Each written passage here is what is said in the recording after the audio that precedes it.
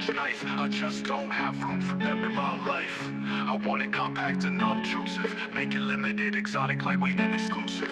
I want that 80s vibe, not another pedestrian EDC knife. A Stassa design brought to life by Colin and Kevin at Divo knife. A finger flicker with a sheep's clip blade, made with premium materials, high-end feel is portrayed. That's right, it's premium, but not the price paid. Coupe B has a neck for low prices, and Divo names their stuff after vices. You look to me asking what my advice is, and I say, woo! Divo does it again, another home run, they never strike out, they only can win. The Fireball is insane and so light, they got this shit on lock, their designs are so tight. Super light carbon and hollow ground steel, with colors so vivid, they're almost surreal. Colin and Kevin welcome Nick to the crew, and what was the result? A crazy new brew. Everyday carry by definition it means has to be compact and light, cover all your carry needs. Open an Amazon box, maybe flex on the top, show off on the gram, make your followers say damn. This boy got clout, he figured it out, he got in on the brand from way back at the start. Every knife has been great and this one really kicks ass, but maybe it's getting time for a Skelton collab.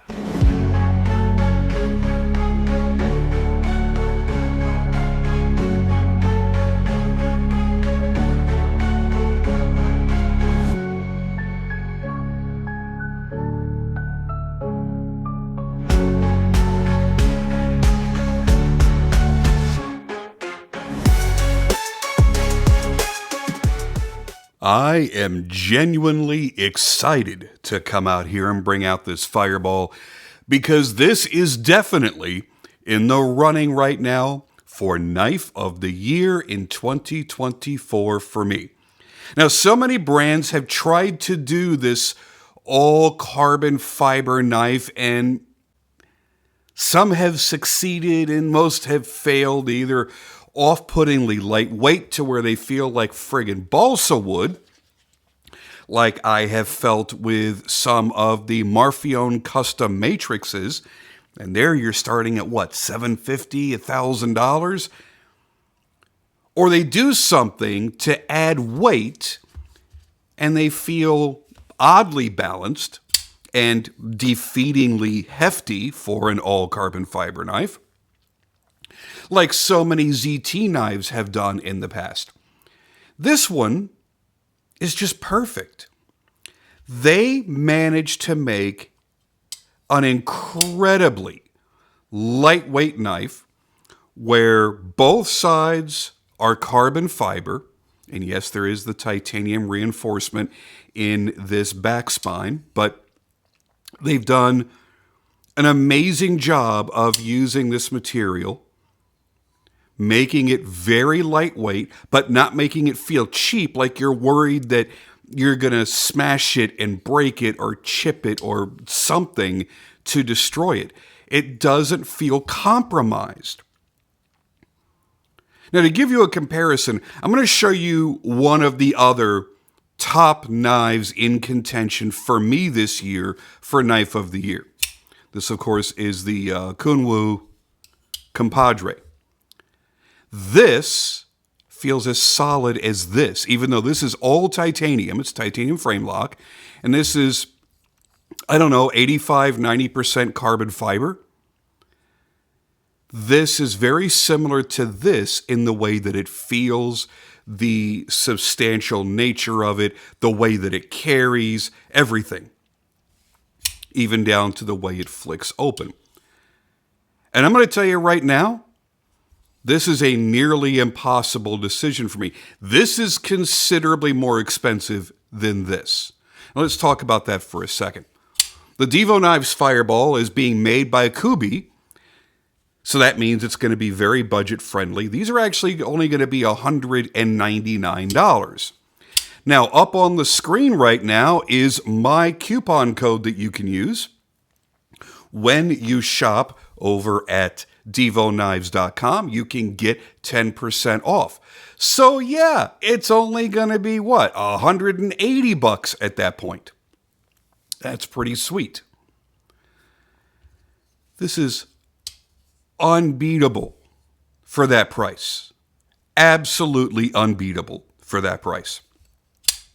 Oh, and I'll add in the fact that it's a hollow ground S90V blade instead of being flat ground, like so many of those other knives have been, and a shittier blade steel choice.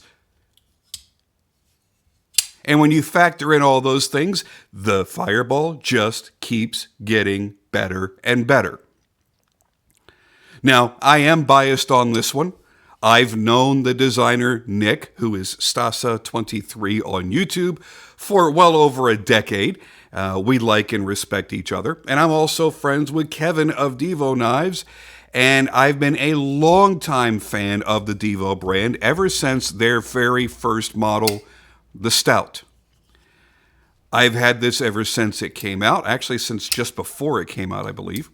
And still one of my favorite knives to this day to actually carry and use.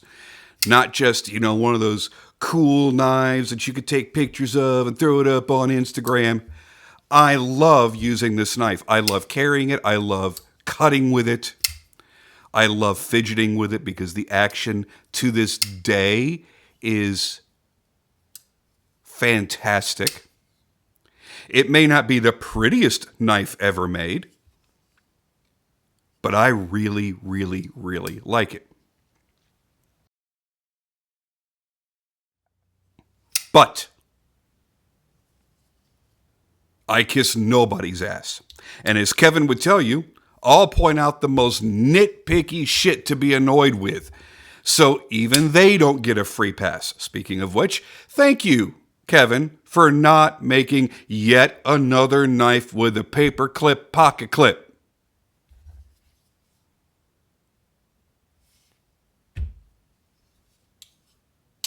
Let's talk about the specs really quickly, and then we will get into my likes and dislikes and all that kind of good stuff.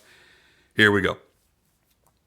You've got a 7¼ inch overall length. What does that mean, boys and girls? That means perfect EDC size. It means it disappears in the pocket. It's very compact, very easy to carry, but not so small that it doesn't feel up to the task for anything that you might need it for.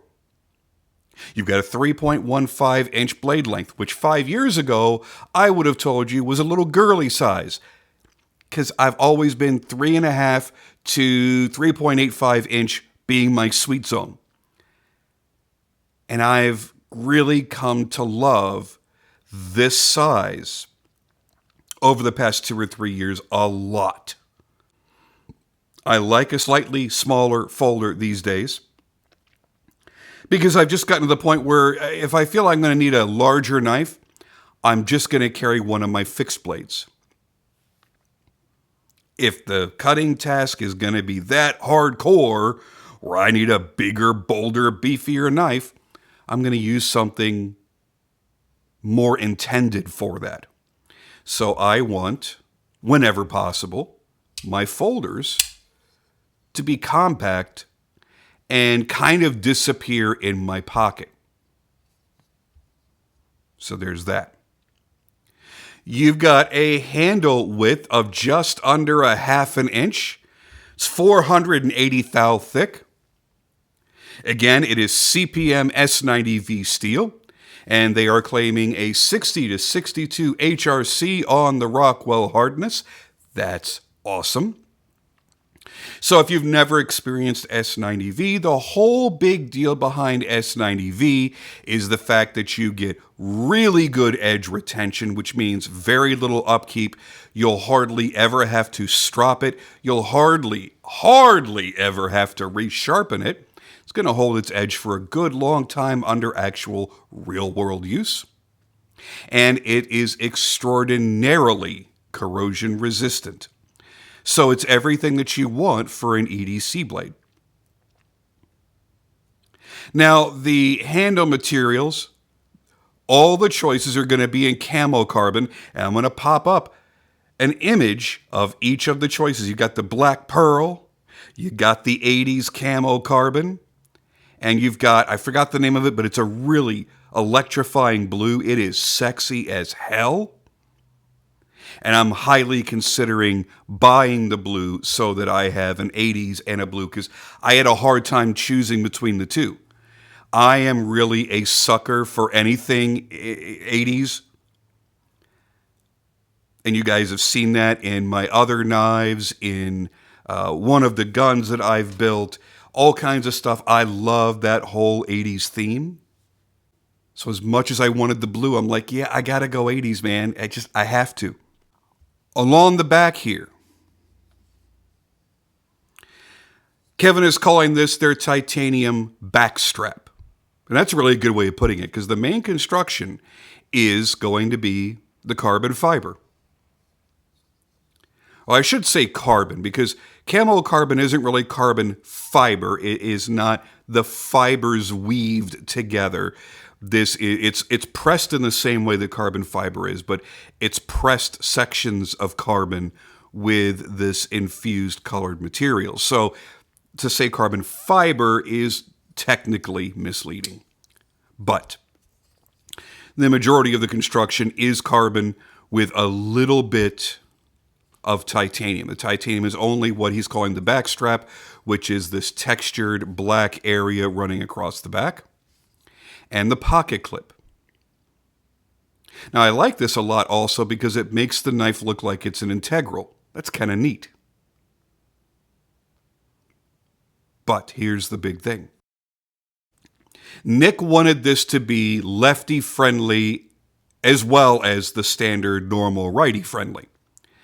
So Kevin, being a lefty, agreed with that and came up with the idea of this replaceable titanium backstrap that you don't have to have ugly holes drilled into the show side of your knife in order to switch the clip over.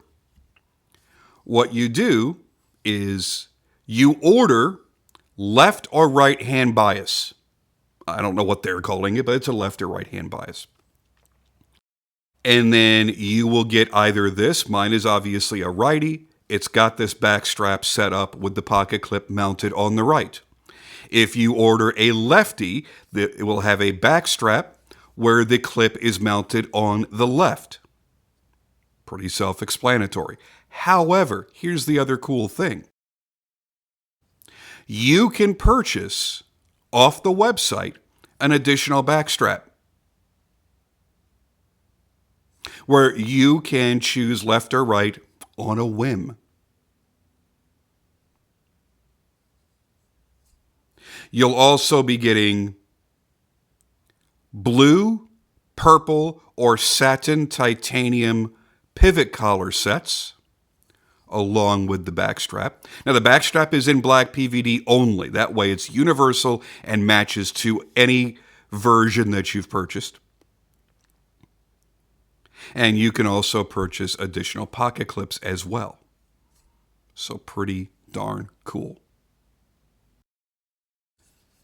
Now, Nick has had ideas of knife designs for a while, but he's never shared them with anybody. And after some prying, Kevin got him to share this one with him, and he really, really liked it. Colin made a few tweaks because he's a super skilled ninja designer, and here we have the love child of their three-way. As to the name Fireball, Kevin is an alcoholic, so all Divo knives are following a theme that reflects this. Everything is named after something related to beer or alcohol in some way. Add to that, many years ago, and Nick has discussed this on his own channel, Nick was involved in an unfortunate accident in a chemical plant, I believe it was a chemical plant, and basically got blown up. Now, he has dealt with severe burns and toughed out some rough shit over the years. And to add to that even further, Kevin's insensitivity to Nick's condition, the name Fireball seemed logical in his head. I kid. But yes, the whole thing about Nick and the accident that he was in tragically, that is true. And Kevin liking the whole beer and alcohol theme for the naming of the knives is true. But it was both him and Nick that came up with the Fireball name, and it seemed fitting for all of the logical reasons given the people involved. So it all worked out really well. So it seems like this whole collaboration was quite serendipitous. I'm really glad to see two friends of mine getting together, two really great YouTubers, two people that really know knives, have been reviewing knives for a long time. And by the way, if for some odd reason you don't already follow Stassa23 on YouTube, go do it, because he goes beyond what most of us do in reviews, and he gives you full-on cutting and torture tests on every knife that he reviews. He does rope cuts. He cuts through rubber hoses. He does all kinds of stuff, man. He'll sit there and cut down cardboard. He'll give you a real true-to-life idea of the performance of the blade, as well as the comfort in the hand while doing all of that work. What hot spots are there and everything else. And I love that about his channel. I love how thorough he gets and the passion that he has for knife collecting.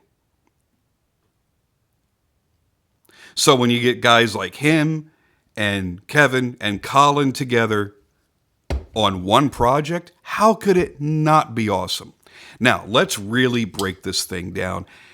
In realistic terms, it's comfortable. It's got a nice action. It is, of course, running on bearings. They are 5mm 1/16 ceramic bearings. You have a ceramic detent.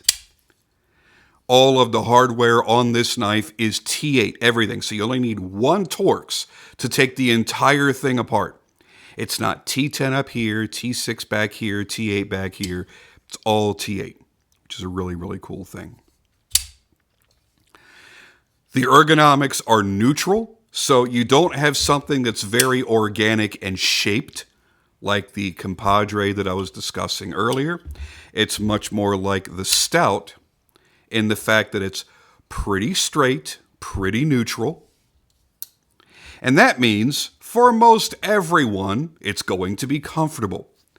While organic shapes and finger grooves and stuff like that are cool, they don't work for everybody. Think of how many people cannot stand buying a Gen 3 Glock because of the damn finger grooves. And how everybody was happy when they got rid of them, because that made it more neutral. It made it more for everybody's hand size and shape and thickness and everything else.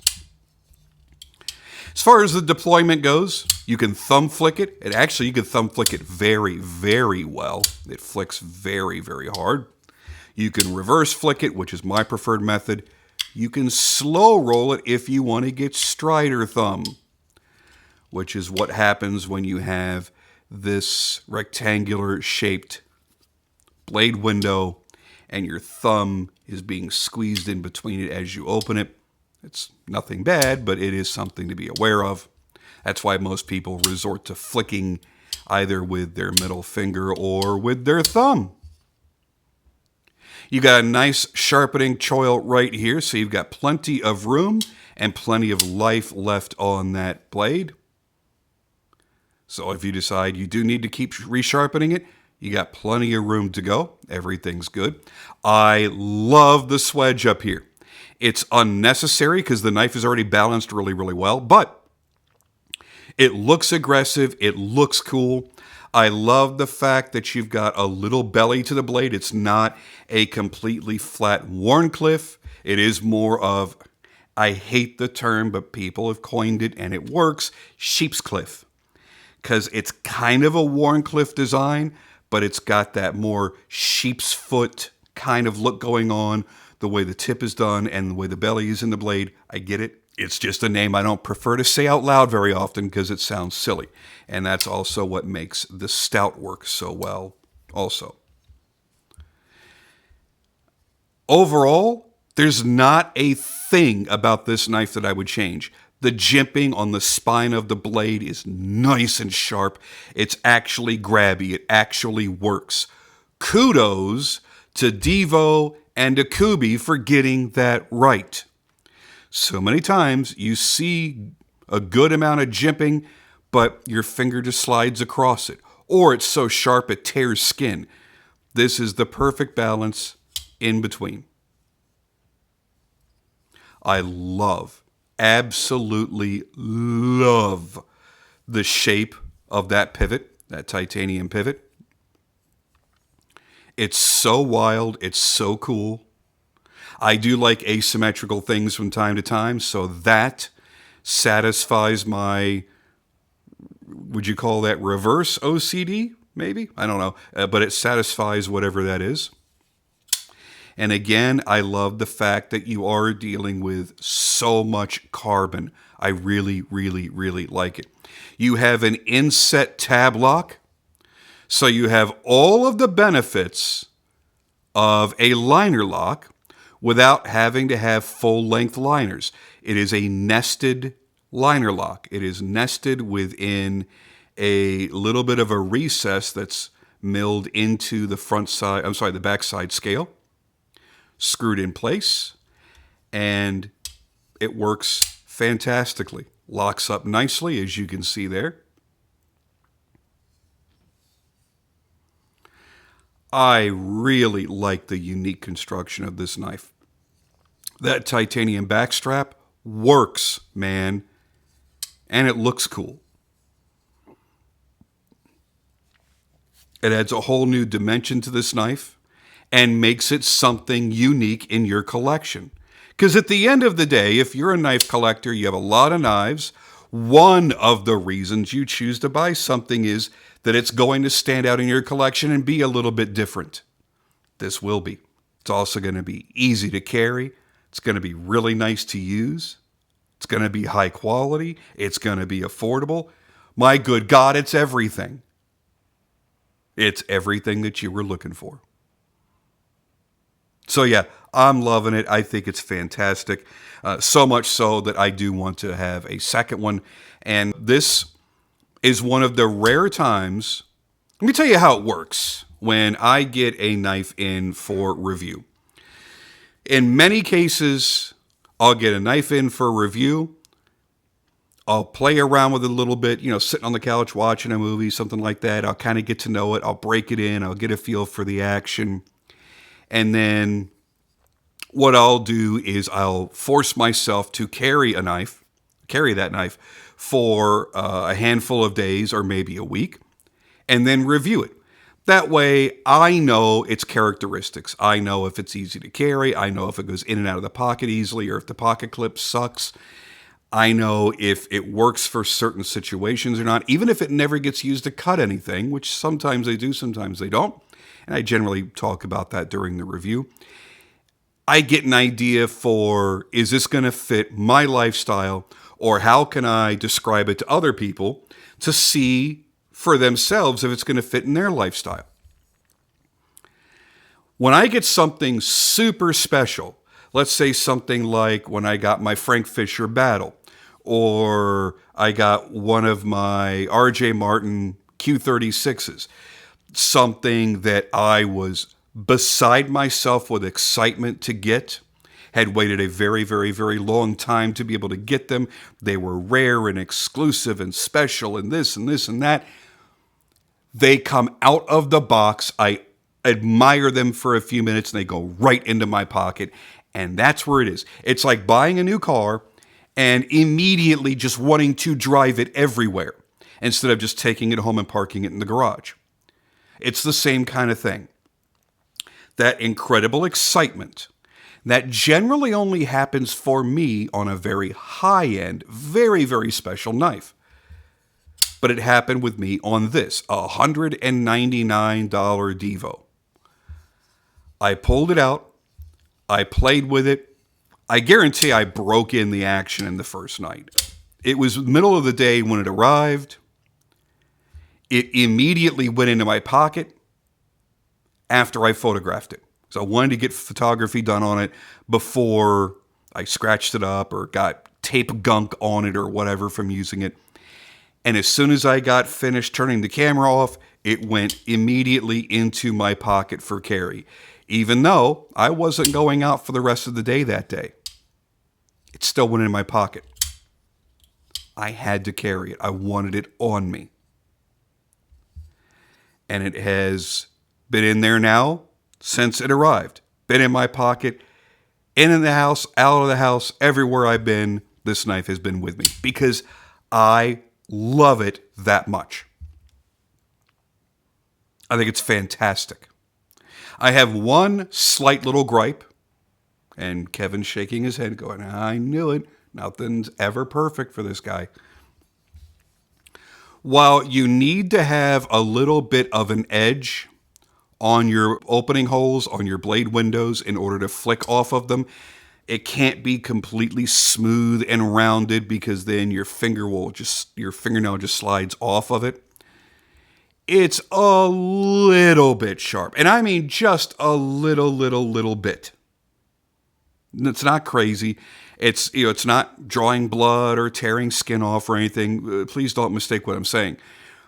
The only reason I bring it up is because there are people out there with sensitive little hands, sensitive skin. They're going to pull this out. They're going to go, oh man, why didn't Jim tell me about that? What a jerk. Gosh darn it, I'm never watching that character again. So to avoid that, I'm just making sure that you're aware of it. It's got a little bit of harshness. That's it. And it's not something I would change. It's just something for you to be aware of. That's it. That's all there is to it. So anyway, if you're looking for a perfect EDC, the right size, the right thickness, the right slimness, the right weight, the right everything, this is the knife if you like this size and you like the design. You've got to be able to look at it and see the pictures online and go, I am drawn to this design. So yes, the aesthetics are important. So yeah, if you like the design of this, everything else is going to fall into place for you. You are going to love it. The quality is fantastic. The build construction, the lockup, the action is nice. It is not glamorously smooth like this,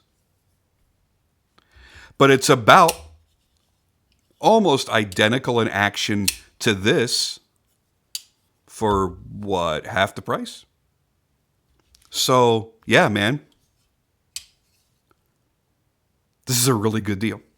So be sure to check it out on drop day. Make sure you're there and ready for it because as with all Divo knives, it will most likely sell out in one day.